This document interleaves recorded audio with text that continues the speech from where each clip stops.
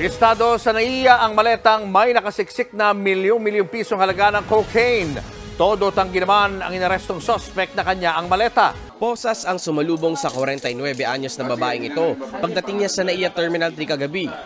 Inaresto siya ng NAIA Interagency Drug Interdiction Task Group matapos siyang mabistuhan ng higit 3 kilong cocaine sa kanyang maleta.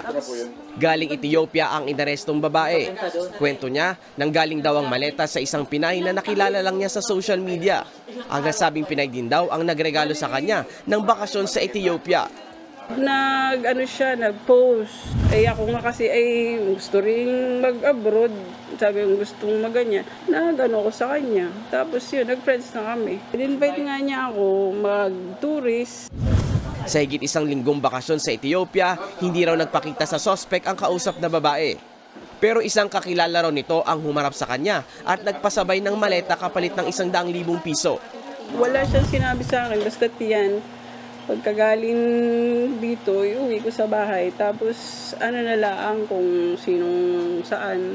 Siguro nga, nag-ano din ako sa kikitain. Kasi alam mo naman, nawalan din ako ng negosyo. Ayan po, paalala sa mga kababayan natin. Even if kaibigan nyo yan, wag ho kayong papayag na mag-uwi ng something na hindi kayo ang bumili. Unless kayo ang bumili. Kunwari, inutusan kayo, pabili naman ako ng ganito, tapos iuwi mo. Pero yung iaabot, yung paabot, naku po, delikado yan. Wag ho kayo, kahit kaibigan nyo, wag ho kayo magtitiwala. Okay lang magpaabot, pero tingnan nyo muna, buksan nyo talaga, busisiin ninyo. Wag yung naka-package na. Okay, mga kababayan, matuto po tayo dito, ha. Kasi posible naman din talagang, kasi pinaabot sa kanya. Dahil ang ginawa sa kanya, nilibre nga siyang bumiyahe. Tapos pinaabot. Yun nga lang, the mere fact na binigyan ka ng 100,000 para bitbitin yan, abay, alam mo na dapat yan. Bigyan ka ba naman 100,000? Okay, so hindi mo pwedeng masabing inosente ka dyan kasi tinanggap mo. Pero marami po kasing tayong kababayan na nakikisuyo, wag ho tayong papayag, okay? Kahit pa ho natin talagang close yung kaibigan natin yan, buksan nyo muna, di ba? Kaya nga si Boss Randel, di ako pumayag. Sabi niya sa akin, padala ko na yung multistrada ko dyan.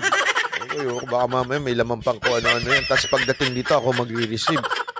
Kalasin mo muna. I-assemble ko na lang dito.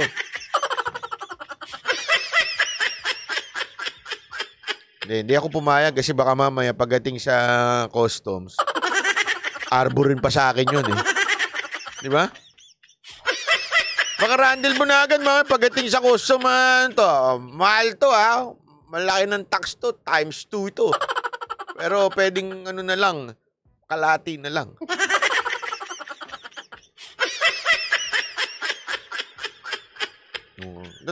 Kaya ingat-ingat po tayo ha, kasi scam mo talaga yung mga ganyan. Delikado ho yan yung nagpapaabot.